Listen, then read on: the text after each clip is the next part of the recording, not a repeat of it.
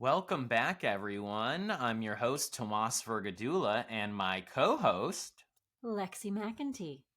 We are really excited today as we have Vanessa Hernandez on the podcast today. Vanessa is a spiritual healer who specializes in energy healing, Reiki healing, inner child healing, and past life healing. She's worked with clients across the world, helping them to learn and understand their own soul's journey and how they can heal themselves. It's my pleasure to have the lovely and gifted Vanessa Hernandez on the podcast today. Hi guys. Thanks for having me. Yeah. Hi. Yeah, this is very exciting for us as you're our first healer we've had on. So this is going to be a really fun conversation, I think. Yeah. Oh, I'm stoked. This is going to be awesome. Yeah. Cool. Yeah. So I guess where we'd like to start is, when did you start your spiritual journey? And was there a specific catalyst that happened, or has it just evolved over time since you were a child? A little of both. Oh boy. Okay. Well, I've always been a sensitive person, like energetically sensitive. Since I was a kid, I used to see things when I was little. I didn't like sleeping with the door. I still won't sleep with the doors open to any hallways, because when I was a kid, I used to see the person standing in the hall every night when I'd be asleep. Oh my gosh. I know. And then that kind of went away as I got a little older. I don't know if I blocked it out or what. But then, I did have a catalyst. So when I was 16, so August of 2001, I went to Hawaii with my family, and I ended up meeting my first love.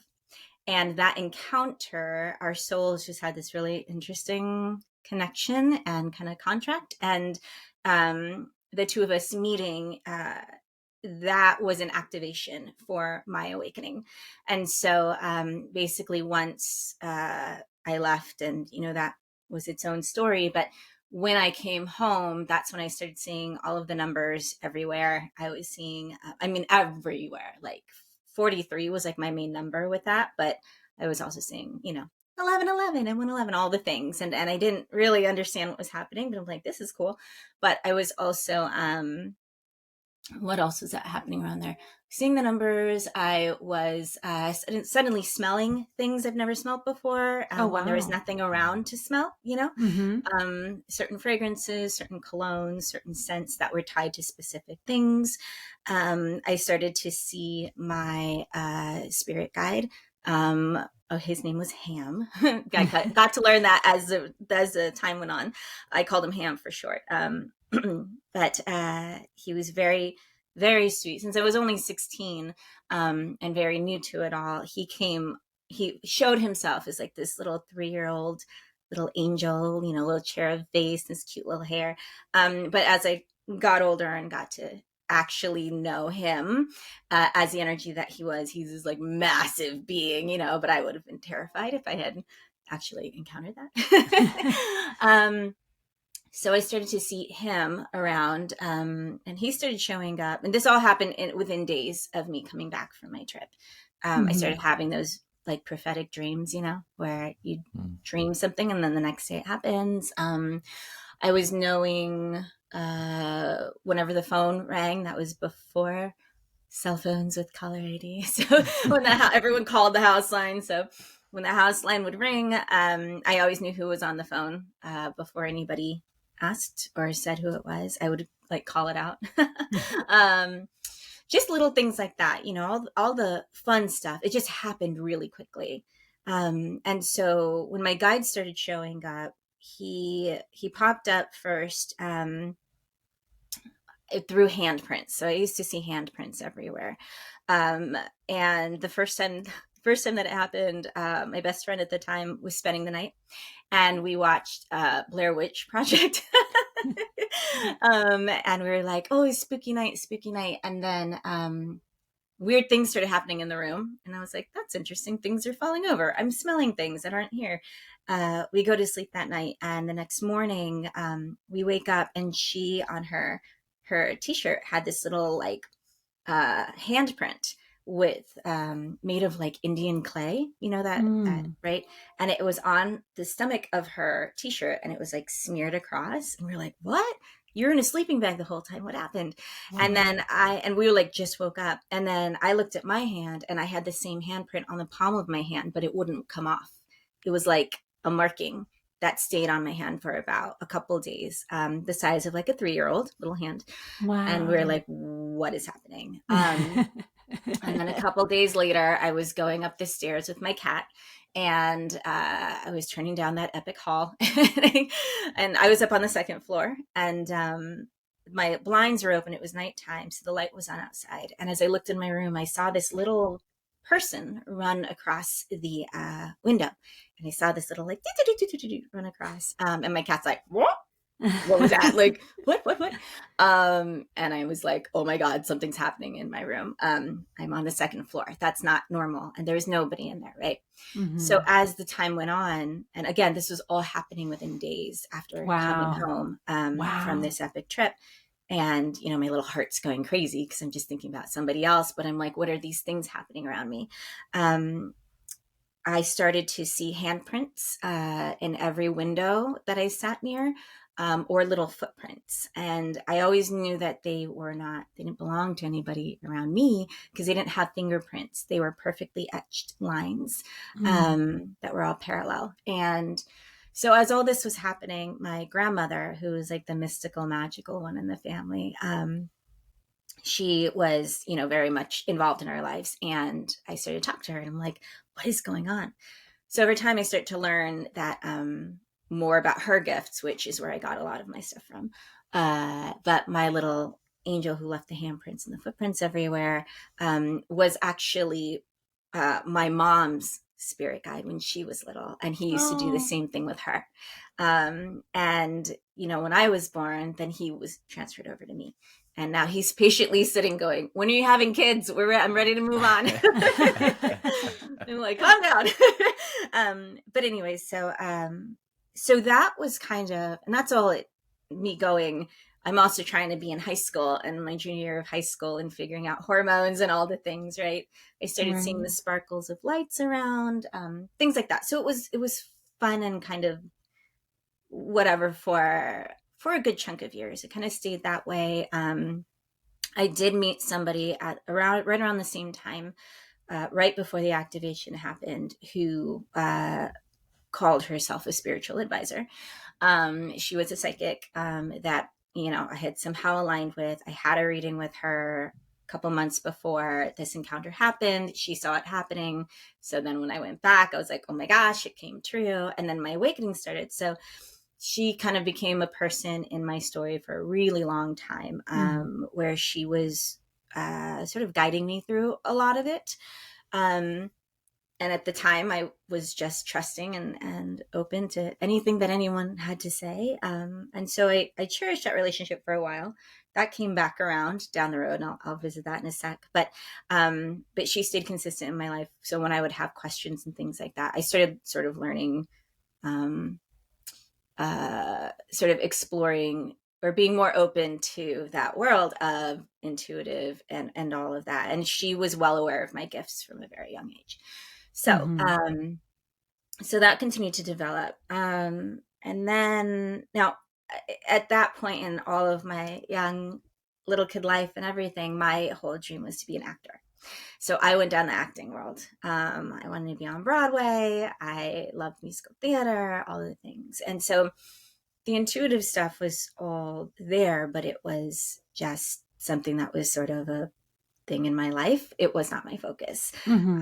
So I went to school for theater, majored in it, and you know, ended up going to North Carolina to study. And then I lived in New York for like 4 years, and I went to LA for 7 years. And during that whole time, everything stayed pretty quiet in that sense. It was all just more, just me recognizing that I felt a lot of energy, that I was able to feel emotions of other people, that, you know, again, it was all the same stuff. They were just kind of getting stronger with the intuition and things like that. Yeah. But it wasn't my focus. And Ham never left my side. Like, he was just my buddy the whole time. So that brought me to graduating school, going off to New York. And I'm like, I'm going to be an actor. I'm going to be a Broadway star, right? Living the dream. And New York was a big chunk of a big shift in my journey, because it was a whole wild energy that I was not ever exposed to. Right. Oh yeah. It was a whole beast. And I was like, what? Yeah. And so it was a couple years into my stay. Was it a couple of years? Yeah, I think it was 2000, 2012. In 2012, I actually I booked like my first real big professional gig. I booked a play in Lancaster, Pennsylvania, and which is not too far from where I am now, like 3 hours. Never thought I'd be back in Pennsylvania, but and I spent 6 weeks there, and we did a show at the Fulton Opera House Theater. We did August Osage County. And I played this Native American woman, Jana, who is very spiritual and in tune and all that. So the theater at that time was the longest running theater in the country. And it was very haunted. And I was well aware of energy, spirits, things like that. At that point, I had opened up even more. Once I got to New York, it was like, Vanessa's here, and now all these weird things are happening around her. And my dreams were getting crazy, and I was seeing things everywhere. But again, I was focusing on acting.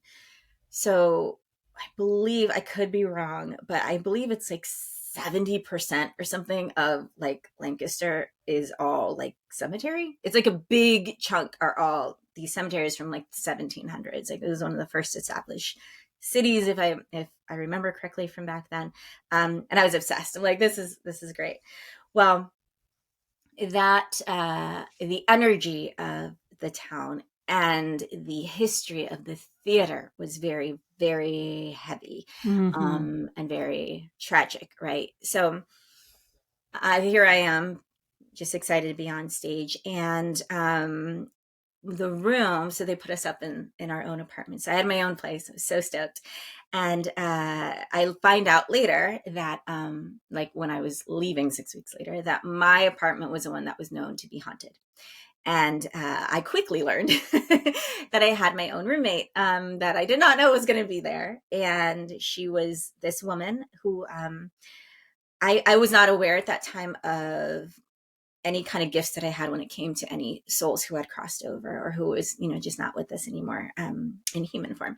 And she ran that apartment, and I would start at night, I'd start hearing a lot of things. My doors would start opening. At one point when I started acknowledging that there was something going on, I remember in the middle of the night, kind of being in that in-between sleep, opening my eyes, and there was this beautiful, the only way I can describe it is she looked like a full body of stars, these beautiful little stars and twinkles.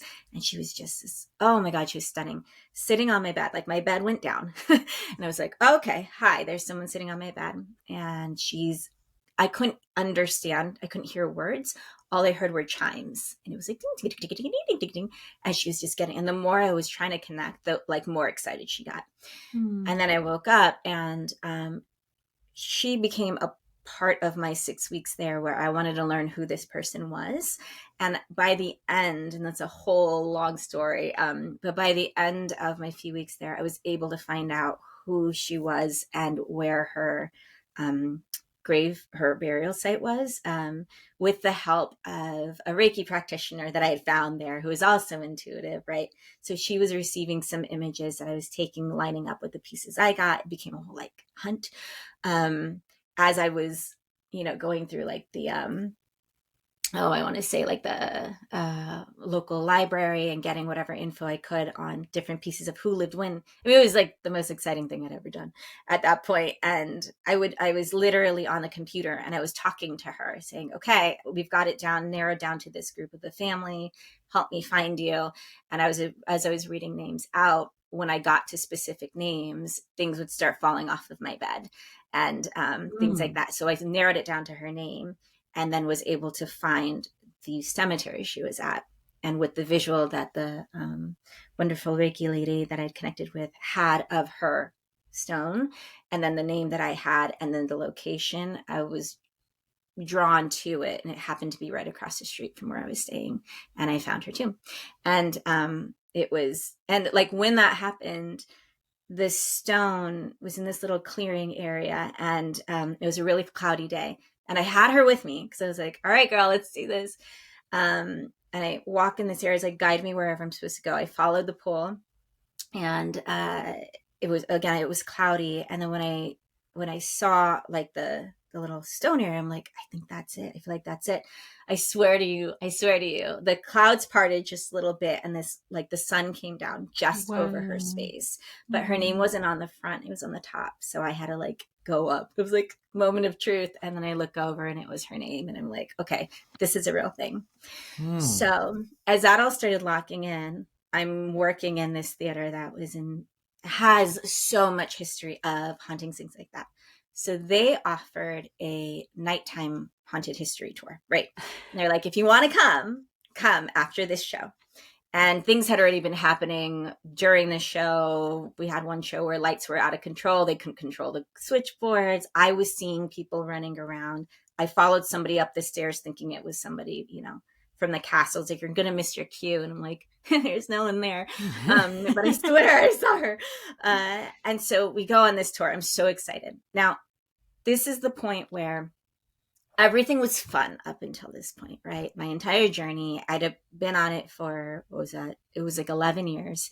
And I was just like, okay, cool. This is great. Was it 2012? No, this is 2013. This is 2013. Because up until this point, everything had been just magical, right? 2012, my grandmother had passed. This is the grandma that was my mystical one.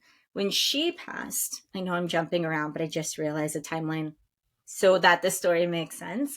Grandma passed in November 2012. And when she did, I literally went through, after she had passed, I was feeling all these things. And I went to sleep that night, and I experienced her passing, which was through the journey of a stroke and some other things that had happened. And half of my body started to feel everything that she went through, including a slack face and all of the things, right? And I could feel 2 heartbeats. It was like the most insane thing, but I knew she was with me. As I experienced that, then it was like she stepped into my crew of amazing beings that were like, hey, we're going to join you now. We're going to start up leveling you. So once that happened, I had all of these little, being in Brooklyn, I suddenly opened up to a world where I was being seen by a lot of souls that were still hanging out. So my room started to get crowded at night, and it would always tended. That's not the word. It seemed to happen the night before any big audition that I had, right? And suddenly my room would be filled with people knocking on my door and just like trying to talk. And I was hearing chattering and all these things. And I'm like, you guys need to stop. I need to have an sleep audition tomorrow. Exactly. So that had already kickstarted. And so I knew that I was able to connect. I didn't know how I was doing it. I had no kind of structure around it. I just knew that something through the veil had thinned out and something up leveled when grandma stepped in. So taking that forward a few months to Lancaster. So we're on this haunted tour, and this is like whoever's listening to this is, please take my lesson with you. When I was right before I walked into the theater, I literally walked in and I said, all right, I am here. If anybody wants to connect with me, I am wide open. Oh no. I'm wide open. Oh no. Come on in. I can talk to you. And then I had this whole experience with the lovely roommate of mine, right? So I knew everything was linking up. Yeah. I can talk. Come on in. Don't do that. Don't do that. It was the most, and it had to happen because that was my like big wake up call of the importance of shielding your energy, of the importance of, energetic boundaries and don't be wide open to anybody that wants to come in. I mean, I was like, anybody, I don't care who you are, not thinking that there's a whole array of different energies out there, right? I didn't know. So we go through the tour, and now part of the history of Lancaster, or of the Fulton Opera House Theater, is the base of it. It was built, it has a lot of different things that happen in that specific spot. But the theater was built on top of, at one point, it was a jail cell. And it's like, so cement slab down there and some of the things.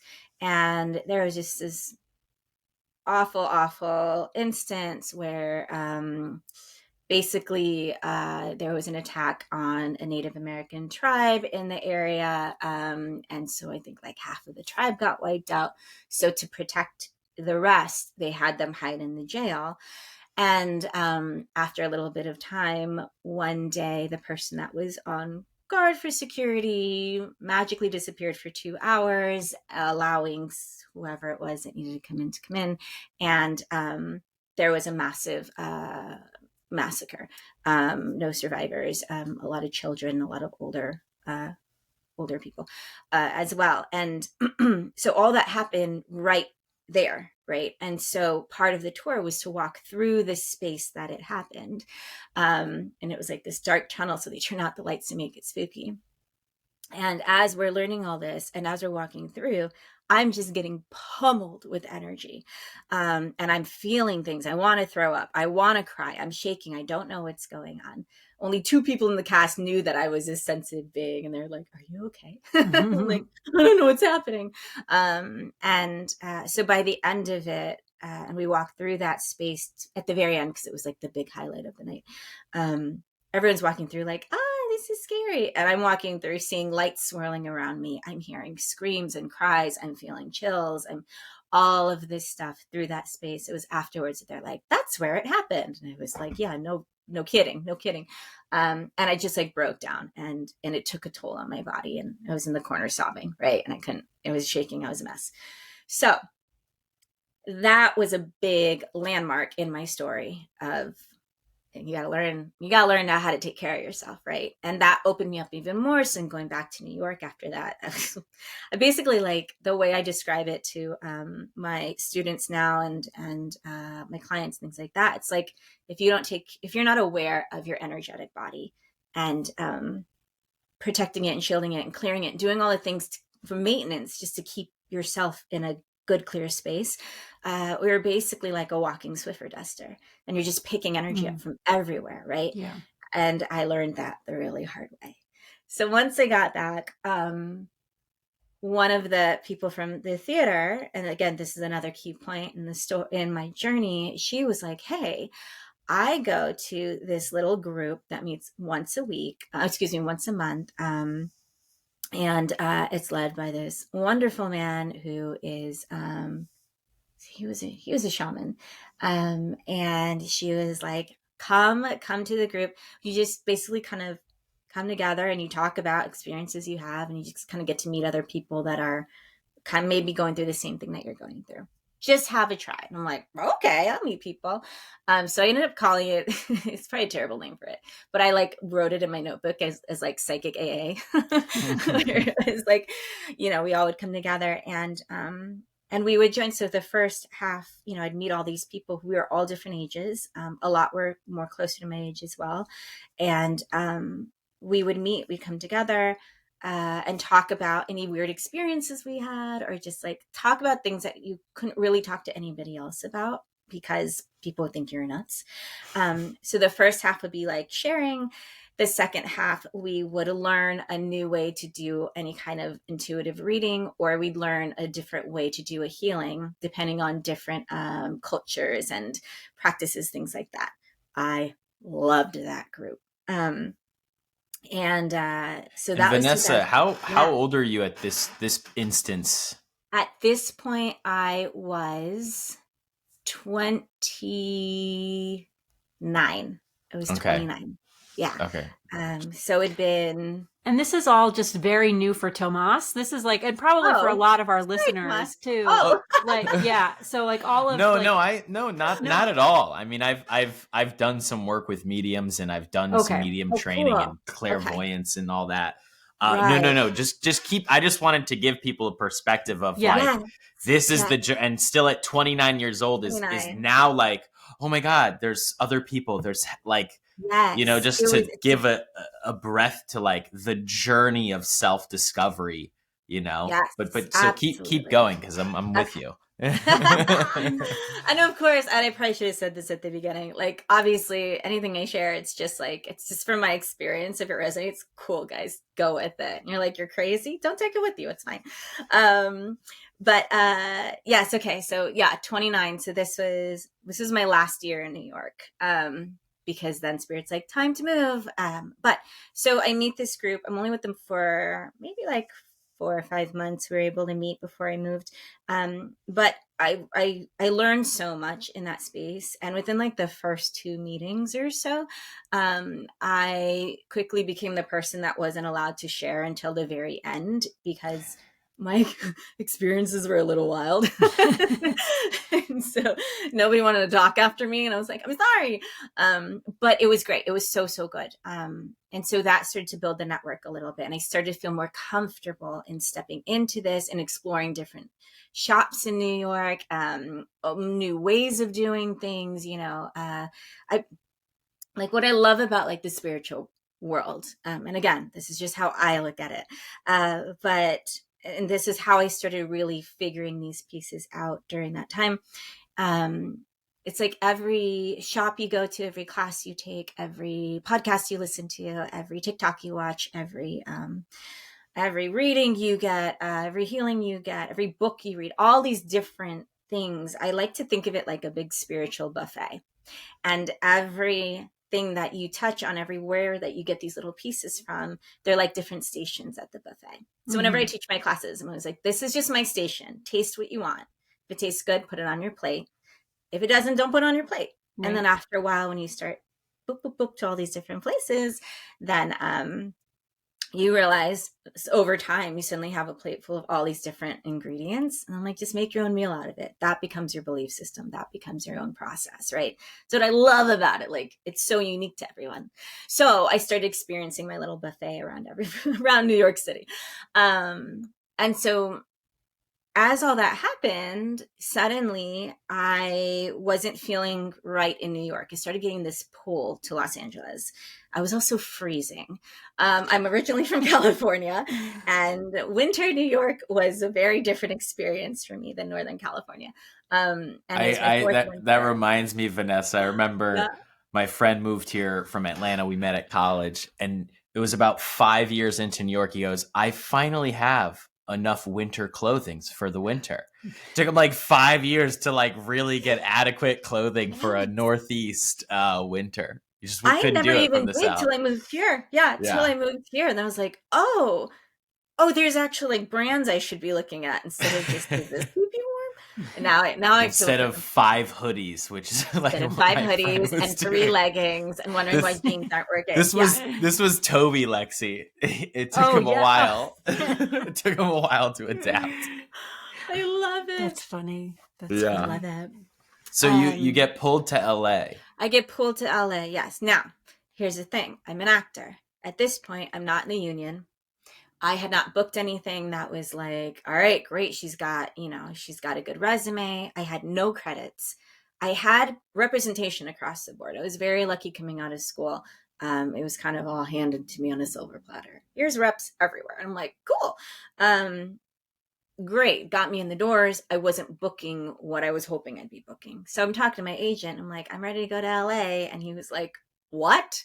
Like, nobody's going to take you in LA. You are not in any way, shape, or form, for lack of a better word. He didn't use the word qualified, but like, just to think about, like, you don't have the resume to go. And because it was a bi-coastal office, I'm like, just send me to your office. And he's like, yeah, it's bi-coastal, but they're their own, LA's its own entity, right? It's a whole nother thing. He's like, this is not a smart move. And I was like, I'm getting pulled. I don't know what to tell you. And I knew Spirit was pulling me. I knew everything was like, you have to go. It doesn't make any sense to anyone around you. And you want Broadway. Why are you moving to LA? But I had to go where I was being pulled, So I did. I ended up, by the time I moved to LA, I had meetings with different places, but I pretty much had to start all over. I had like the top representation, and it was like, I got to keep going where Spirit's taken me. So moved to LA, and I had to start over. I had to find a new community, which was a whole different world out there, things like that. So LA happens. I start kind of, going down my career started picking up a little bit, started booking certain things. I got into the union, things like that. I'm like, okay, cool. I'm here for a reason. Well, I guess that was probably 5 years into it or so. And then around 2019, 18, 19, around there. At that point, things had really been slowing down in my professional career, and I was just babysitting a ton to stay afloat. And I wasn't happy. I wasn't the grind, the passion you have to keep going and constantly being turned down. And like, it takes a beating on you, right? It's entertainment world is really difficult. And I knew the thing is, I didn't know what else to do. All I knew was acting since I was a kid. That's all I've been conditioned to do, bred to do. This is what I want to do. So it was my passion. And suddenly things weren't it didn't feel right anymore. But I had no other backup. If you have a backup, then don't go down that profession if you're going to have a backup, because it's not worth it. Do the backup, right? I had no backup. And so now at this point, backtrack just a little, 2017 was another turning point in my story. It was just kind of another moment of meeting the right person at the right time, who happened, she was a reader, healer. We just had a great chat, and then things started falling into place and clicking, where she and I both happened to live in the same area in California at one point. And so, not at the same time, but she, through the way the universe aligns, she knew the person that I referred to as my spiritual advisor. And at this point, they'd been in my story the whole time. And when she found out, oh, her, and I was like, yeah, do you know her? Blah, blah, blah, blah. And she didn't say much, but I immediately felt some kind of red flag went up, but she didn't feel like she was the one to tell me. And so I started kind of stepping back from that convo and looking down and kind of recognizing where things started shifting within that relationship, where it went from me learning to suddenly, it was one of those dynamics where, in this industry, in this field of the healing and wellness and psychics and readings and things like that, from a practitioner point of view or a reader point of view, remembering that people that come to you when they are really vulnerable and in need of something and really wanting to know more and needing help with something. And it's very easy, if you line up with the wrong kind of reader, practitioner, person on the other side who may not have the best intentions, how they can easily take advantage of somebody financially, of their, their trust, all of that kind of stuff. And they can do it in a way where the client doesn't see it because they're so in need of whatever it is they're in search for. Right. And as I look down my storyline for probably those previous 15 years or so, I started seeing very clearly the red flags that I really should have seen 10 years prior, but I was so wrapped up in everything else. And I saw how I had fallen into that trap, financially and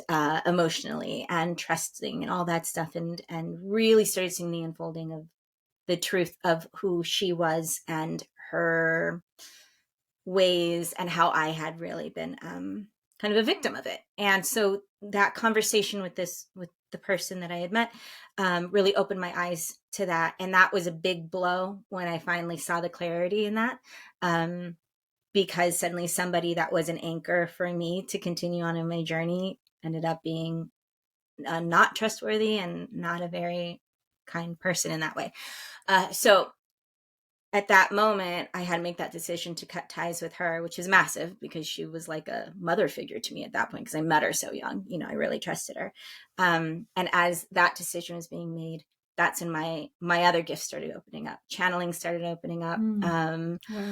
My awareness with crystals and all of that came through, and started learning all about that, learning how they work, learning how to communicate, started working with the pendulum, and all these things I was not just kind of making up. The right people were falling into place at those times, because as I closed out that door, suddenly all these new doors started opening up energetically, and I started lining up with all these incredible people. So over the next couple of years, a transition from stepping into this new, it was also when at that point I met the rest of my spirit guides team, somewhere in the midst of New York into LA. My little guy was like, well, it's time to meet everyone else. And one night they all showed up and I was like, oh my God. And they threw me in with the big guns. And so it all evolved in perfect timing and exactly when I was ready to receive it. I didn't necessarily ask for it, but it came in the perfect pieces. So acting's not going great. I don't know what I'm doing. A couple years go by. I pulled people out of my life. I'm now reading tarot. I'm doing readings for friends because it's fun. My guides had taught me how to do energy clearings, just on through meditation and third eye things. And I was only learning how to work on myself and other things like that. So I knew a lot. At that point, I'd really dove into shielding your energy, clearing your energy, those kind of hardcore basics. And I was having a lot of people come to me asking me all these questions, and I just always had answers. I didn't know where it came from, but it made sense. And I always learned something. So as that all unfolded, acting slow, like no auditions were coming, nothing. And I got to a point where I had to make a decision, like, what do I do? And so there was, I will forever be grateful to my friend Max. He is also an actor, a very wonderful actor and great career. And we were hanging out one night in my room and talking, and I was like, Max, I don't know what to do. Like, I've done this my whole life, but I was just trying to do everything I could. I tried to do a vision board, all the things, nothing was working. And I said, what do I do? And he takes a look around my room, and all he sees are chakra banners and crystals and tarot cards and candles and incense. And he's like, this is what you're supposed to be doing, Vanessa. Yeah. I was like, you're out of your mind. Nobody, I have to pay rent. Like, nobody makes money doing this. So nobody does this as a career. And he's like, Vanessa, open your eyes, And after that talk, it was like, suddenly it was like, oh, could that be an option? So the next few months, I basically just said, okay, fine. If I'm supposed to go down this route, I'll go down this route.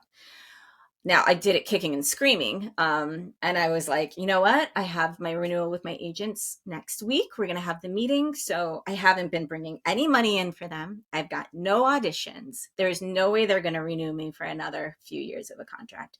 Once they say we're done, then I'll be like, okay, fine. I'll take that as a sign and I'll go. I had my meeting. They said, we love you. We're signing you on again. And I was like, no, that's not how this is supposed to go. And basically, Spirit's like, you have to make the decision. Right. We're not going to make this easy for you. So by the summer of 2019, I was done. And I said, all right, I pulled out of everything, and I went home for a month back to the Bay Area. I sat by the water and said, help. I don't know where to go from here. I am so lost. Everything is a blank slate. I have nothing to go. I don't know what to do. I suddenly started remembering that I've always been I work really easily with energy. It's just something that's very natural for me. And I started remembering hearing about Reiki. So I talked to my mom and she's like, oh, my friend, she's a Reiki practitioner. She attunes people. Talk to her. So the next day I talked to her. I get attuned for Reiki 1, and everything starts opening up in me in that sense. So I go home back to LA. The next couple of months, I'm suddenly having friends. I was like, will someone get on my table? I just have to practice doing these things. And they're like, okay, I'll do it. So I have friends lining up I've got them on my table, got the massage table, but every time I put my hands on them, I start receiving information, and suddenly I'm doing readings and I'm seeing things, and I'm like, what's happening? Very quickly after that, I went into, maybe it was like a month or two later, October 2019. I suddenly accepting like, okay, I think I'm going to really pursue this, because it's happening very quickly and people are wanting to pay me. But I didn't want to do anything till I got more kind of dove into certification. So then I met my mentor in, I think, September of 2019, who I still am with today. She is my savior. I love her. I'm always like, help, because I'm very much on the journey too. So she gets me, we get to Reiki 2, right? So then I'm 1 and 2. And that's when I really start working on people going, okay, how do we do this?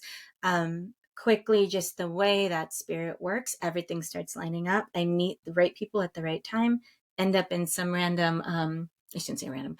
I end up in at a retreat in Joshua Tree, and it's a couple days. I was there to do a few things. I was taking the classes, whatever. They were offering a breathwork class with meditation. Yeah, I think so. Breathwork meditation the next morning. I was a lazy bum and did not want to breathe that morning. So as we walked in, I walked up to the guy leading it and I was like, so what if, I was just thinking maybe while you lead the breathwork and meditation, what if I did Reiki on everybody while we were doing it? And he was like, that's a great idea. And I was like, oh, thank God breathwork's hard. So I work on everybody during class. Everyone has the most epic experiences. And that was the next big, okay, this is something new. So he takes me in, pulls me into a space in Beverly Hills and says, come do some classes with me. See if you like it. This could be a thing. We start doing that. And I start to do classes with him. So I'm just the girl that does Reiki and he's running meditation. I've never taught a class. I've never done anything like that. But I can do Reiki, no problem. And everyone's buzzing and having the most amazing experiences. Come January 2020, I was like, all right, Spirit, it was New Year's Day. I said, I'm ready. I want my own place because I don't want to roommate anymore. It's time for me to be on my own. I want to be like on my path for my career. What is it that I'm meant to be doing? Like, these are my intentions for the year. And I need a new car because 17 years, she's struggling. I'm going to need a new car. So it's hard to have a stick in LA. So, within 3 days, all 3 of those things got taken away and replaced. And I was like, what are you doing? Suddenly I had paired up with somebody else teaching at this Pilates class in Beverly Hills. It was the most magical, and that space is magical. It's very galactic. The woman was amazing work. Oh, it was so good. It was so again, it was when you meet certain people, you get activated in more ways. So my gifts were opening. And one night, the person that was supposed to teach meditation class with me an hour before said, I'm not doing it. I don't feel for whatever. He had his own thing. He suddenly disappears from the story completely. And I was left with the class in my hands. And they're like, class is yours. Just guide the meditation. Just guide a meditation and do your Reiki. And I was like, I've never led a meditation in my life. So I go into acting mode and I was like, we can do this, Vanessa. Before I go into acting mode, I have a complete breakdown in my bedroom, sobbing in complete freak out mode. Cause I'm like, I don't know how to do this. Who's going to come to me? I don't know what I'm doing. I'm not good enough for this. What are you talking about? I listened to the Frozen 2 soundtrack. What are the songs on there? I don't remember. Show Me. I don't remember. One of her epic little ice singing songs. I just happened to come on because I was babysitting a ton, so I was always listening to Frozen 2. And the words in it just hit my heart so deep that I was like, it was like spirit talking to me through Elsa. Oh my God. And I'm a wreck. And then I wipe my tears. I'm like, we have no choice. Let's go. We do the class. I'm praying I don't get fired. It goes beautifully. And the owner says, the class is now yours. Do what you want with it.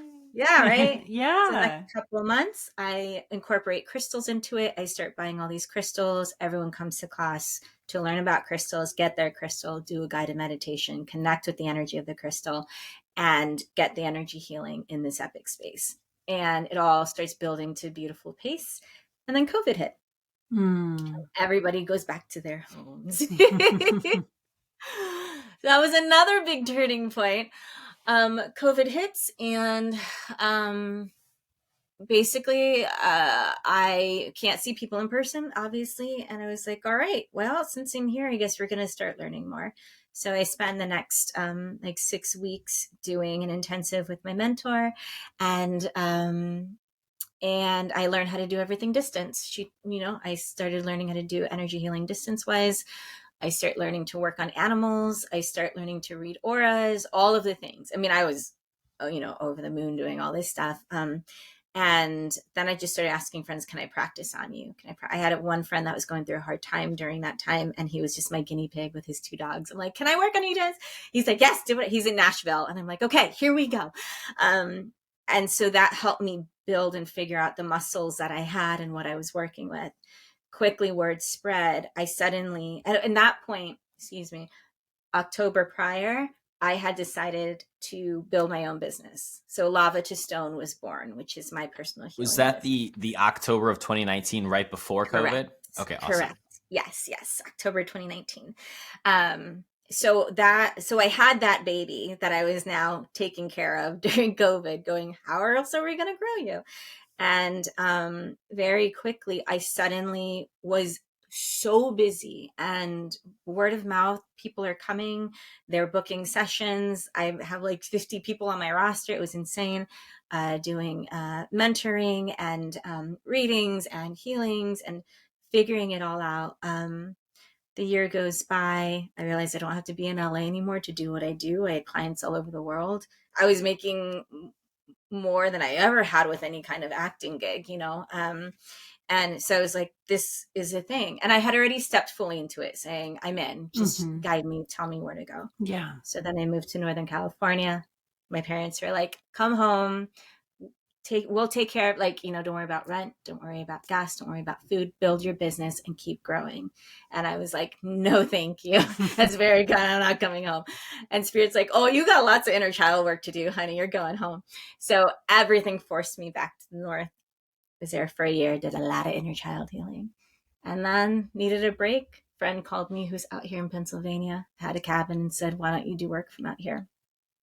All right, road trip. I drove out here because I needed a break. And as soon as right before I got to the cabin, the pipes burst in the house. So the whole house went under construction. I could not do any of my distance stuff, very, very minimal because of noise and space and availability. And that was this past year, 2020, where are we, 2, May, June. And I didn't have enough money to drive home. I couldn't work, and I'm lost in the middle of the woods going, why am I here? And I threw a fit. I was kicking and screaming and crying and, shaking my fist at the universe and throwing the tantrum that you throw every time your life feels like it came to a standstill and you don't know why you've been dropped where you have been. And I was like, all right, after I shook it out, went, what are we doing next? So I found a table on Facebook, started exploring all the towns around the area. And within a few weeks, I had 5 locations where I was doing things in person. That's how I met Lexee, and started at the shop that we both do sessions at. And then very quickly, I started creating a community. Ended up connecting in with a local destination spa resort, chatted with them about what I do, just trying to make enough money to drive home at the end of the summer, and because it's expensive. And then, it ended up becoming a really great relationship, and there was everything was like, why are you leaving? You need to stay because you got a great job out here. You have great locations out here, and now you have a community. And I was like, I guess I'm in Pennsylvania now. My goal, I was supposed to be going to Hawaii from California. That was where I was supposed to go, but apparently they didn't go according to my plan. So now I'm out here, and I'm the Reiki shamanic energy healer at this beautiful space. And I meet people from all over the country every day, and I'm teaching classes and I'm doing one-on-one sessions there. And I still have my distance one, and all of that. That was a long story. I'm really sorry, but there were so many turning points. I'm like, I don't know how to condense this. No, it was amazing. It was amazing to hear the evolution and how you so clearly and so descriptively described, how it felt and what you experienced. I think that's all important. It's all so important to get the shape of the whole story, and understand the full journey. Yeah. No, thank you. Yeah. Thank you. Because it was, it was just such a beautiful journey to self, like hearing your journey at every turn point of where what you thought your expectations was ripped from under you. And it's like, so many times. Okay, do I hide under the covers or do I deal with what's in front of me? Right. And it was such a beautiful journey it was really helpful to hear. Like, you didn't just wake up one day and like, I'm a Reiki spiritual healer. No. No, not at all. Like, you had other passions, other ambitions you pursue, and you kind of, had stuff on the side. Like, it's really helpful to hear that you can have one passion and also have stuff on the side that you love equally or spend energy on.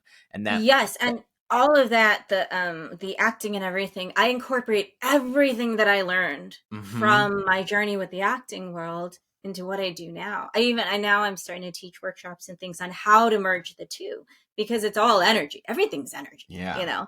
It's, how do you step into roles, into the energetic being of the role that you've created that's also been filled up from all the other actors that have put into the same role energetically, and how is the playwright's energy help create that? When you step into it, how do you become it?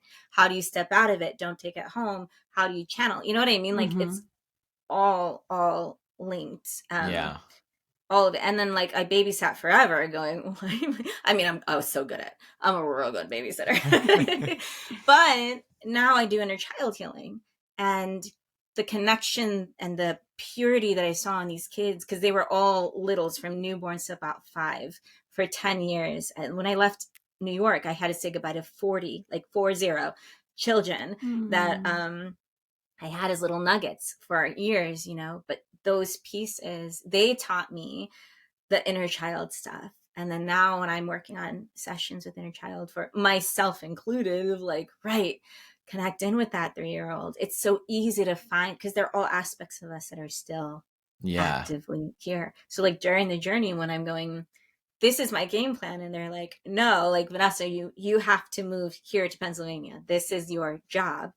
Suddenly all of, throughout the whole journey, all of my wounds are coming up from just being in this life in general, right? Just like my own history in this particular incarnation.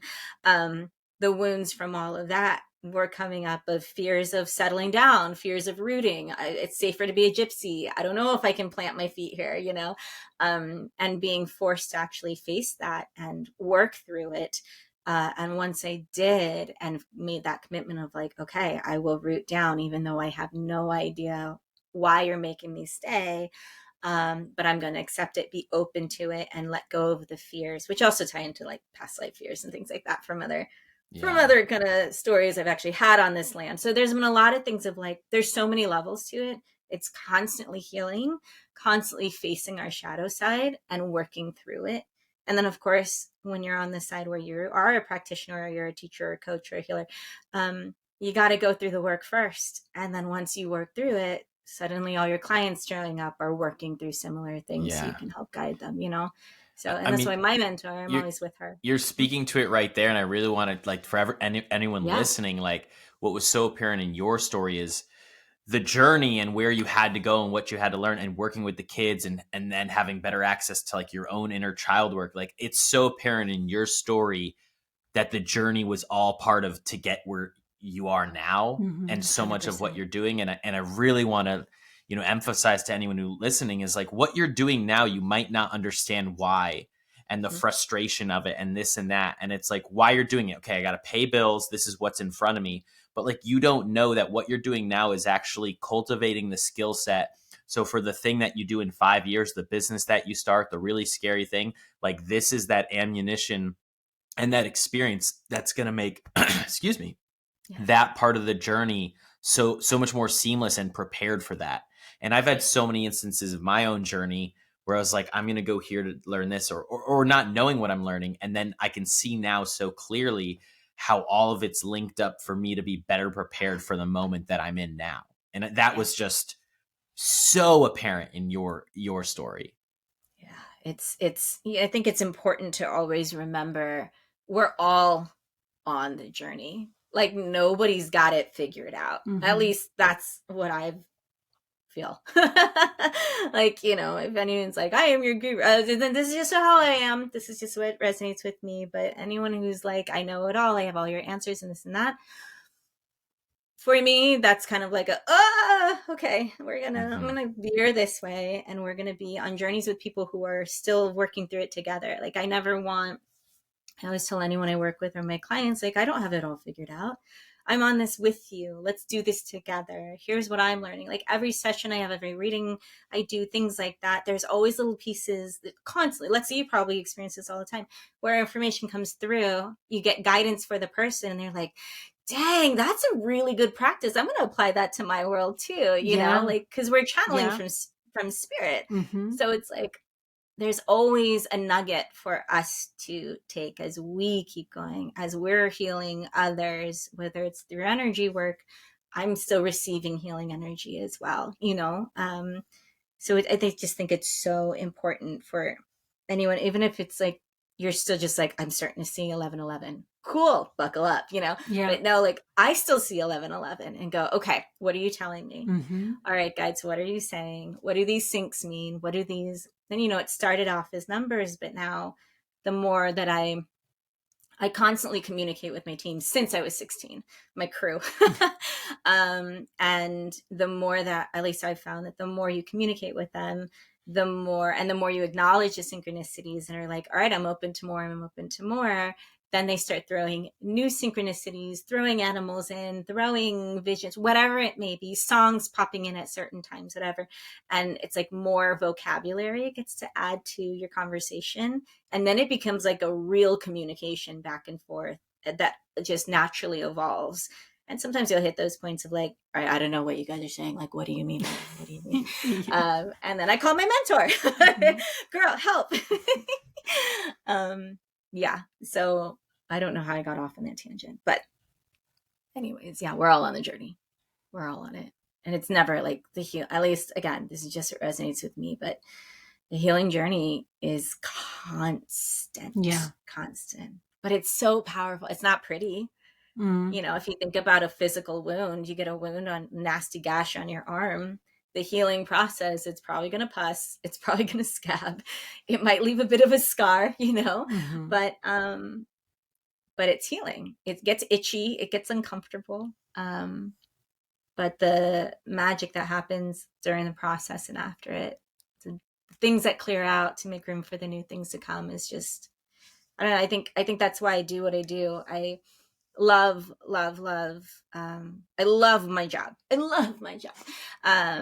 doesn't feel like work because I'm also going through it, but I think it's so important for you know, when you're starting this journey, or even like when you're 21 years into it, like I am, you'll have days where you feel like you're nuts, you know, or like I can't tell this to certain people, whether it's my family because of, just for example, because of the religion I was raised in, or the belief system I was taught, or, you know, whatever it may be, my history, the people around me, if it doesn't resonate with them, that's fine. And people receive it however they want. But sometimes it can become a very lonely journey, a very solitary journey. And as we're evolving and growing and shifting, right, we're these walking balls of energy, these beautiful universes, right? My guides like to say, like, you're these walking universes. We all have different vibrations and frequencies. And as you're working through your stuff, your frequency is constantly shifting and raising. And like attracts like. So sometimes universes around you aren't going to match you anymore, and they start to fall away, or jobs fall away, or places that you lived fall away, and you line up with new things. They may come back around when you match again, but there's going to be times where you're suddenly losing everything around you that you used to know, that used to click, but now you don't match that frequency. And suddenly you're like, I'm now tapping into dimensions, or things are happening in my dreams or whatever. And maybe those around you don't they're not vibing at that same wavelength. Nothing's right or wrong. It's just different. Yeah. And so I always like to just try and hold a space of like, this is a safe space. Whatever you say, if I haven't experienced it, I've probably heard of it or know somebody that is going through it, and it just gets weirder. So just embrace it and be curious. Yeah. But you're not alone, right? I think that's lovely advice for people who are starting on a spiritual journey or who are just interested or not. I think it's very good life advice, to be open and kind of be curious and not be scared of new experiences. I think it's really, especially when you're on a spiritual journey, because it's so new. Everything could feel so new, but just, in terms of life, I think it's such an important life lesson to be open to expose yourself to new experience, new feelings, accepting them rather than pushing them away, letting yourself process what you're really feeling. Because that will live in your body. Yes. Right? The energy will get stuck. And then we start to feel drained, exhausted. Our immune system drops. Things start to develop. Again, that's just what resonates with me. But things will start to develop within, your body's talking to you. And if we don't listen, then it's going to get louder and louder. And we can shove it down all we want. But somehow it's going to present itself in our world. So if we can tackle those and clear that energy and keep that energy flowing through, then, you'll find you start to have a pretty healthy life and pretty balanced life. And your stuff's going to come up. Yeah, it always does. Right? It always Vanessa, does. I want to ask you, because this comes up a lot in the creative life and the healing life. Because it's very obvious, and you just said, and then this is an actual, I think, a quote from your website, I've stepped into my true self, my true calling, to assist, guide, teach others in how they can heal themselves. Can you walk us through a little bit? A lot of healers, a lot of creatives struggle with then charging your value, right? Because it's like you love what you do, you're passionate about what you do, but then there's like you also have to hold it at the value, and people need to hold it at the value. Can you talk us through that journey of you of leveling up and standing in charging your value, and that meaning you're not going to be able to work with everyone. So can you just walk us through a little bit about that of charging literally the economics of it? Yeah. No, the economics like of rates and things like that. Yeah, like how you were able to get it's very challenging of like, I know I can heal you. This will change your life and I want to help you. I can't heal you. I need to pay my rent. I'm gonna reword that for you. Okay, please. I can't heal you. I'm not here to heal you. I'm here to help guide you in a process of you working through your own stuff, right? I can provide a space. I can provide energy through spirit. I'm a conduit, right? I'm just like, I'm the vessel that spirit works through. So Vanessa's not walking around going, let me heal you, but I can be by your side on the journey, and I can bring an insight, but you're going to have to do the work. If you don't do the work, nothing's going to happen. Right. And if you want someone to do it for you, don't come knocking on my door. Even all my readings, I'm like, oh, you want to talk about this? Well, here's your homework. Everyone leaves with homework. People are always like, homework. I wasn't planning on getting homework from a tarot reading. It was like, welcome to Lavada Stone. But okay, so we're talking like the numbers and stuff when it comes to value. You really standing into your value. And I mean, you said, I now have clients over the world and I'm making more money than I ever did from acting. So there's that moment. I said that, I was like, I hope that didn't sound bad, but it's more like I'm actually. That's a direct quote of myself as well. I was like, we have so many similarities. It's really, really cool, and just that aspect of the business and the life. Yeah. That was not an easy one, because if I could, I would do this for free. Yeah, that's what I say. It's like, and it took a lot for me to, I had to really step into human land, human mode, and go, Vanessa, you have bills to pay. Yeah. And if you can't feed yourself the way you need to feed yourself, I prefer organic, because my energy needs the cleanest of, I'm a very clean eater. That's hard to do when you're, when you can't really, pay for it, I guess one can say. I'm trying to use the right words here. But if I need to have a roof over my head. I need to be able to pay for my Wi-Fi. I have to have my massage table. I have to have a space for people to come to. It's the basics, right? Lots of my stuff is through Zoom for people across the world, right? I got to have a good computer. I've got to have technology to do whatever.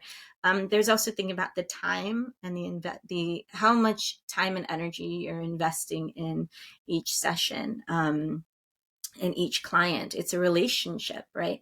It's not just like any interaction, whether it's a guest that I meet at the spa for 50 minutes or it's somebody that's been mentoring with me for years. It's the relationship that happens in that moment that is so valuable to me. That's so it's not just a checking you out. You're not just what am I trying to say? It's not just like an item that shows up, you're checking it off the list. You give all of yourself. You're with that person, Exactly. You don't just, exactly. Yeah, 100%. Yes, you show up completely, all of that. And so when you start thinking about how much energy am I spending, and then I think of it like an energetic bank account. It's like, all right, here's my budget. Here's what I have. Here's what I'm showing up with. How much do I have to spend? And am I investing? How am I investing my energy? And then what is the energetic exchange? Now, when I was first building my business, I did a lot of trade, because it was like I was still figuring out my niche. I was still figuring out because the buffet was huge. I wanted to do everything. That's how Lexee and I got reintroduced into this. I was trading her life coaching for tarot reading. And then we were like, let's stop trading and do a podcast instead. I was like, yeah, let's do that. I love that. So basically, kind of to answer your question, at first I had to really deal with my own worth, my own value. What did I truly, because especially at the beginning, I felt guilty for asking for any kind of thing. I started with just donation based, just going, if you want, you don't have to put $1 in, you know what I mean? And then I kind of had to get to that place where, all right, what if my friend is telling me, I'm looking at my situation from the outside as a friend of mine doing this, what would I say to her? Knowing everything that I offer, but I'm seeing it from someone else's perspective. And I found that, any healer that I've gone to, any reading that I went to, anyone who had their business, and it was a good experience. It was somebody I trusted and I knew I was getting a lot out of. I felt I wanted to give. I wanted to pay whatever the rate was, because that was my thank you. That was my exchange with them. It was like trading goods. Just one happened to be dollar value and one happened to be services. I also realized if I want to reach more people, I need to build a business. But if I'm going to build a business, that's also very 3D. Got to know the numbers, the books, the this, the that, the investments, the people that come in, people you hire, your assistants, whatever that is, right? I have to feed them as well. And then I kind of started looking around when I knew that I was going to be. I started looking at other practitioners who have businesses already, who were online, what they offered, what were kind of the numbers. And I mean, Lexee, I don't know if you found this too, or Tomas, if you found this too. I mean, this is still sort of a new pathway we're paving. So there's not like a set, this is the order that you do this, and this is the typical rate that you're supposed to charge or whatever. It's hard. So what you were saying there is you essentially like looking at the market value. You were like looking at like, what are people charging? What are are there packages? You're just looking at what was out there and being offered. Exactly. Looking what's out there, but then recognizing it's going to be different in New York City than it is going to be in a little town in the middle of Iowa, right? Who is my audience? And that was difficult too. So what I kind of came up with, because now I am exposed to people of all financial means, not everybody can work with the rates that I have, but I will offer, when I can, maybe like a workshop in the community, or I'm at the space that I work at, where they're taking, I'm able to pay my full rent, and I'm able to pay for gas and not have to worry, things like that. So then my kind of giving back to the community is, let's have a class for $10, show up if you can, and we're going to do very similar things. But it was, it took a while.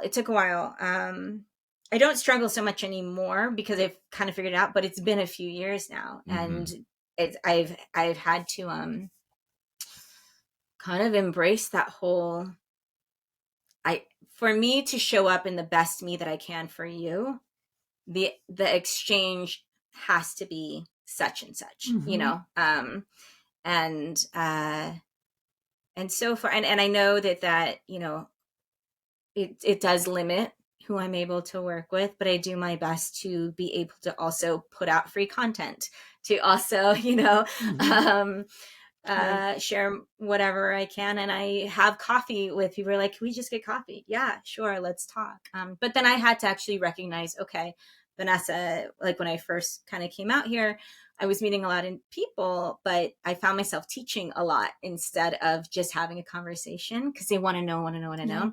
So then I was like, okay, how do I adjust this so that I'm not getting drained, and that there is kind of an investment both ways. And so then I kind of created, like, okay, cool. Yeah, let's chat. You can book like 15-minute chats, 30-minute chats with me.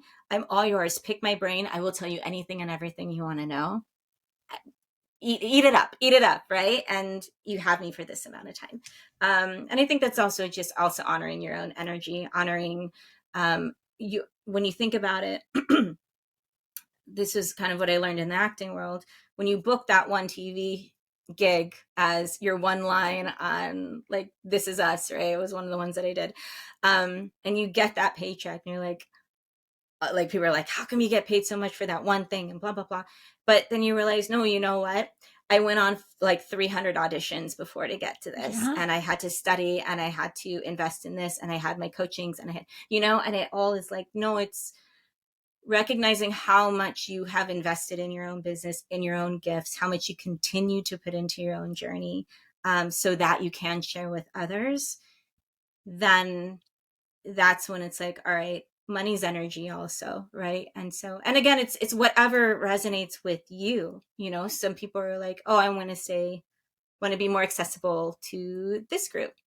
Great. Like it's what, and I know people that fluctuate, who just will change their rates based on what spirit guides them during a certain time in their life.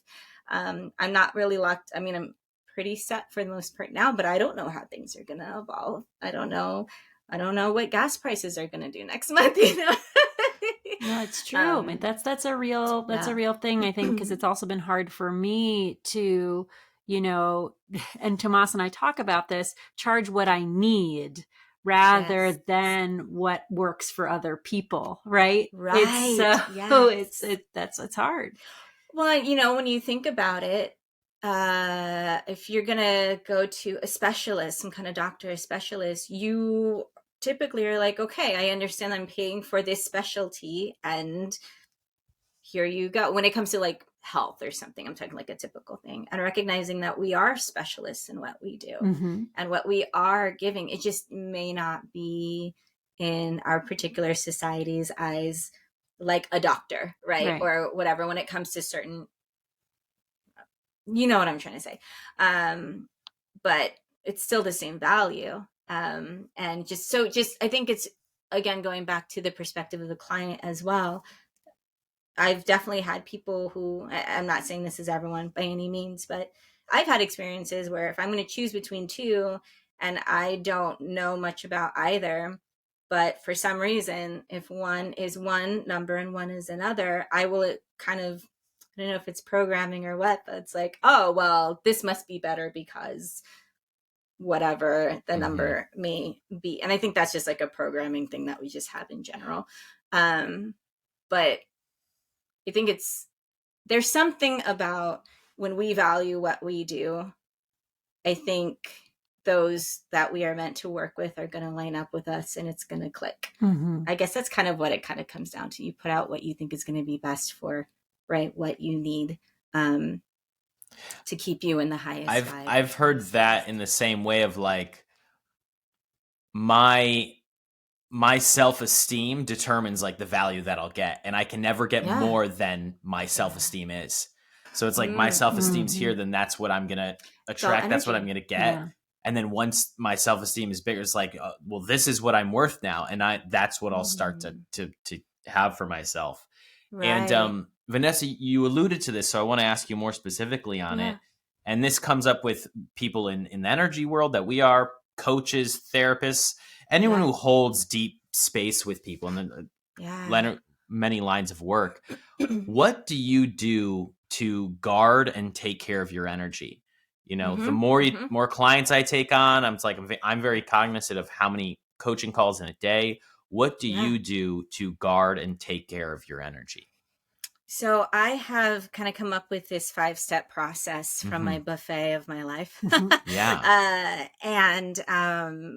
It's this 5 steps that I do. It's grounding my energy, shielding my energy, clearing my energy of my own lower vibrations, meaning my own stresses, fears, worries, doubts, all that, right? Anxiety, the human things. Clearing my energy of everybody else's energy that has come into my energetic space, and then calling my own energy back home. It's a 5-step thing I do every single day. Shameless plug, I have a guided meditation that guides you through all 5 of these steps. It's like if you sign up for the newsletter, it's your freebie. You just get this free download, 20 minutes. So help yourself if you want it. But yeah, I actually call this energetic self-care. I created a whole class on it. Now I teach it because I think it's really important to recognize. But so grounding, I think, is insanely important because especially in the world that what we do, and at least from my experience, I'm always up in the higher realms during work. Hard to come down. It's hard to come down. And then in every day, part of that journey, especially as you're going through the awakening and you're discovering your gifts, and if this is the route that you end up going down, and Lexee, you might have my experiences too of when we're having to go into the higher realms and read and pick up and do all the things and then coming back down, the crash can be so from the extremes, from one realm to the next, back and forth. At the beginning, as you're working through and figuring all this out, you start to learn how to integrate it. And then Lexee, you're probably like this with me as well, to this point where you can kind of exist in both worlds at the same time. But in that process, having to be in your body and grounding is just crazy important. So a lot of ways that I'm always needing to ground is, if I can, when it's nice out, I'm outside, I'm finding a tree, I'm, connecting with that energy. One thing I like to do is I like to visualize an energetic cord coming down from the base of my spine, from the root chakra, and letting that anchor me down into the center of the earth. Sometimes if I'm really needing to stabilize, I get that grounding cord going. But I also, we have chakras at the bottoms of our feet. So let those open up a little bit, and I'll send energy down my legs into the earth and then draw energy up from the earth. So through those feet chakras in the earth, it's like a magnet, locking me in. Grounding, you can eat grounding foods, anything grown in the earth. You can use grounding stones, right? Different crystals. You can just pick up a stick. If you can't get outside, get your hands in a potted plant, get your hands in dirt. Anything that has to do with the earth is a great way to ground. So grounding is important for me. Clearing my own energy of everybody else's, or of my own stuff, my anxiety, my fears, my self-doubts. Whenever it comes up, I'll breathe it out and send it down to the earth, whether it's through my hands, whether it's down my legs and into the earth. I get Reiki, right? You got to be on top of your Reiki. If you're going to be a healer, you got to be on top of your own maintenance. I'll work with water. I wash my hands between every client to clear out the chakras in our hands, right? Because that's a big healing center. I'll get my hands in running water if I can go outside, things like that. There's so many ways to do it. I'm always posting new things.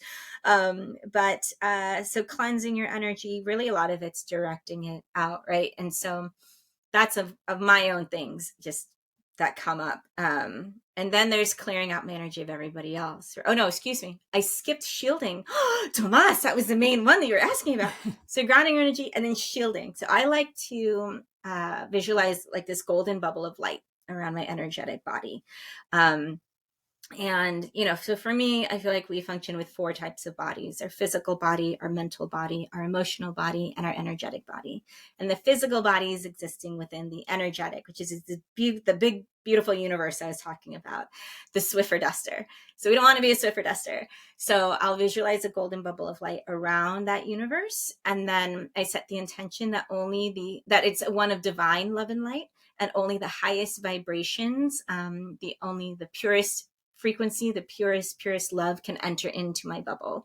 So it's kind of like a bubble of permission, where I am giving myself permission to do whatever I want within the energy within my bubble, and everyone else has permission to do whatever they want with the energy outside of my bubble. And what's great about that, particularly if you're working with one-on-one clients, or you're just talking to your best friend who's having a hard day, or your partner comes home and they're having a rough one, it's when you have this bubble around you, it really allows you to be present and hold space without taking in the energy of their vortex, of their emotions, without getting sucked into that world, right? And that energy bubble also helps to protect you from taking in the energy of, again, clients who come to you who have a lot on their plate, who are there to share and you to do your job, right? To guide and help. And so that's a big way that I like to protect my energy. And then clearing my energy from everyone else, which I think is also important for one-on-ones, but for everybody. At the end of the day, at night, I will put my hand on my heart, one hand on my heart, one hand out to the universe or down to the earth. And I just say, if there's anybody's energy that's existing within my energetic field that does not belong to me, I send it back to its original owner. I'm going to give that gift back. And if I don't want to give it back to them, I'll just send it down to the earth. But the point is, we have to keep that energy flowing out, because otherwise it starts to clog up. Once that clears, I call my own energy back home of everywhere I've given and given and given to so many people, or aspects that are out there. So I draw myself in. Every inhale, I pull my energy in, only the highest version of me. And every exhale, I let that energy fill into my physical body.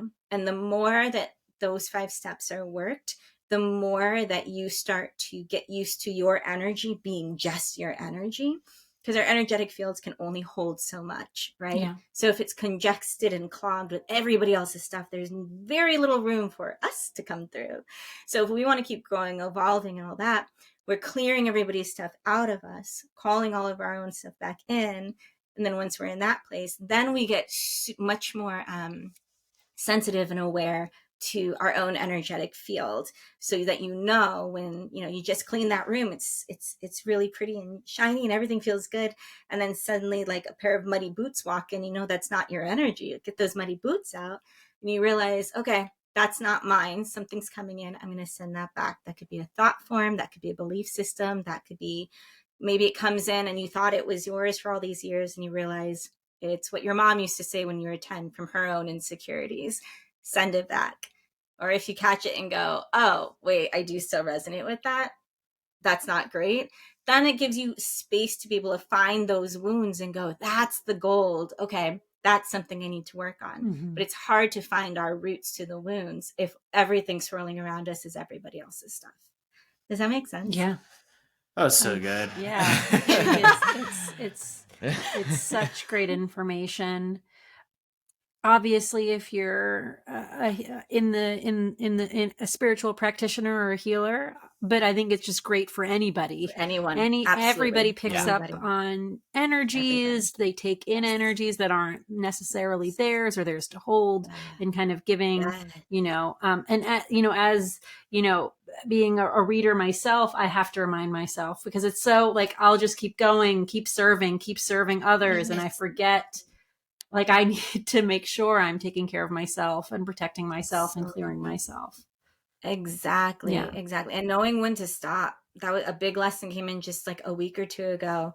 It was like, suddenly they're like, oh, my schedule got slammed. And it's so exciting because at least I find this, it's like clients come and go. There'll be surges of suddenly you're super busy and then suddenly it's really quiet, right? Hence, going back to those rates, you got to prepare yourself for the quiet times too. Yeah. And so planning ahead in that way. But well, that was a cool. Can you guys hear? That's is that a rooster? Rooster. We have 2 roosters. I wasn't sure if you guys could hear that. I thought I was hearing a kid's book, and then I heard a rooster. Yeah.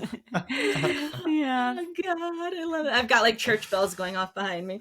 I don't remember what I was. He's still going. Oh, right. When you're getting slammed, right? And it's like, oh my gosh. And there's that human part that I've experienced, at least, where I'm like, I just got to keep filling up the books because I don't know when it's going to go quiet again. And then you go, wait a minute, there's only one of me. If I overwhelm myself, if I overload myself, it's not fair to the clients or the guests or the whoever it is who are going to be at the back end of that, because all of my energy is being given to the first half, and then there's nothing left, and then I'm like a wreck. But I mean, of course, you still show up, you do your job, but suddenly I'm getting migraines. Suddenly I need to sleep all the time. I'm cranky. My inner child toddler comes out and she needs a nap. She needs some food. I can't do this anymore. My friend at work, she's so funny. Whenever, because I'm still human, there are days that it's a little overwhelming and I'm like, I don't know if I can do this anymore. And she calls it porcupine energy. She's like, Vanessa's got her porcupine energy again, because it's like it starts going beep, beep, beep, beep, beep, beep, beep. I'm like, I'm going to step out and breathe. Excuse me.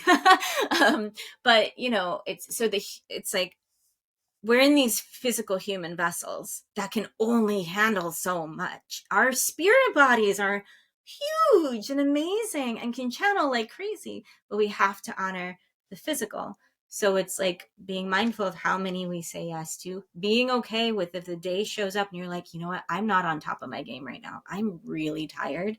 I have to reschedule our session to tomorrow or next week. Otherwise, I'm not going to be able to show up and give you what it is that you deserve as the client, as, the person receiving the healing. If I'm not in my best place, I can't bring through what needs to come through for your highest, right? And in order to be mindful of that, you got to know your body. You have to know your energy. You have to know what your energy feels like. You have to bring balance to that physical body, your mental body, your emotional body, your spiritual body. You got to be aware of, how am I taking care of each one? What am I doing for my physical? Am I working out? Am I going on my walks? Am I eating, right? Am I actually making time to have balanced meals? Am I scheduling my sleep if that works for me? How am I taking care of my mental health? How am I taking care of my emotional body? How am I taking care of my energetic body? There's so much that goes into, if you are, and this goes for everybody. I mean, for all of us kind of be in this space of flow and stuff. But yeah, and that's also the hard part, because all we want to do is give. And when you're high, when you're way up there and you're just spitting out, and you're just blowing through it and it's going great, then you wonder why you suddenly crash and burn at the end of the day. It goes back to that energetic bank account, and it's all trial and error. I'm still figuring it out, but and it's interesting because I'll look ahead. I don't know if this is how it is for you guys at all, but I kind of throw my schedule up to Spirit's hands, and I'm like, you guys are in charge of my schedule. You take it over. And I'll find that the weeks that it's really quiet, I've learned to go, because usually it means things are going to be a little wild in my own personal world, and I'm going to need a lot of that energy to do my own healing work. And then when it's really busy, I find that I'm in a space where I'm pretty good in my own world, and I can give to others to help them in that space. And so I just always trust that those who are meant to show up at the time that they do will. And then also having to be mindful of being able to say, I'm here for you, or I'm big on, you know what, I'm not going to be able to help you with this one at this time, but let me send you to so-and-so, so-and-so, or so-and-so. I'm always big on sharing my clients. I'll send people to Lexee. I'll send people to my mentor. Half the people that come to me at this spa actually live down by my mentor. And I'm like, go to her classes, get her one-on-ones, this, like, I think it's really important that we all because we all have our own gifts. Nobody does what we do the exact same way, which I think is so amazing, and we all have specific things that we're really good at. And I think it's it's imperative that people get all the tastes. Like we're all necessary. None of us are here to heal the world by ourselves, we're all in this together with very similar missions. And yeah, so there's that. No, it's pretty amazing, Vanessa, and this has been so helpful. I have so many. I think it's just being in the healing field, in the guiding, the coaching field. I mean, it's a big world, and it's there's very specific modalities within it. So I just relate a lot to that, of just the energy bank. I'm going to steal that word. I'm going to subscribe to your newsletter because I want this 20-minute get the audio breakdown. Yeah, it's great. And speaking of all that, it's like we have to end here because we can go on forever. I was like, there's so many channels and rivers that I'd love to talk with you about. But I have one of those days where it's like, okay, if I need to sign off soon to eat before the next thing, and take care. 100%. But thank you so much, because I think I was listening to you and I already have 8 names of people I want to send this episode to, because it's so helpful to anyone in this world from that perspective of your journey. And then there are just a lot of tools of people who aren't there are going to be some people who don't list because they're the energy work. They just don't. They're like, what? Yeah. And that's that's great. But there are a lot of tools. Yeah, there's a lot of tools that you gave someone who might not understand the world we're talking about so much, that are just so helpful, that you don't have to be in this world to know, that grounding you took us through, the energy bank. And it's just really helpful for anyone, a CEO of a company, a mom or a dad, 100%, so it's really great that the value you kind of gave us with the literal tools, and then just the openness of your journey. So I really appreciate you for that today. Thank you so much for having me. This has been so much fun. Yes, thank you. This was lovely. It's been so great to have you, Vanessa. I'm so glad that we're doing this and we did this, and it'd be great to have you back again another time to talk even more about. We'll go all into tools. Yeah, we can do a whole thing on fabulous. Tools. That would be fabulous. And to everyone listening, this has been another episode of In the Deep End, and we will catch you on the next one. Bye, everyone. Thank you. Bye.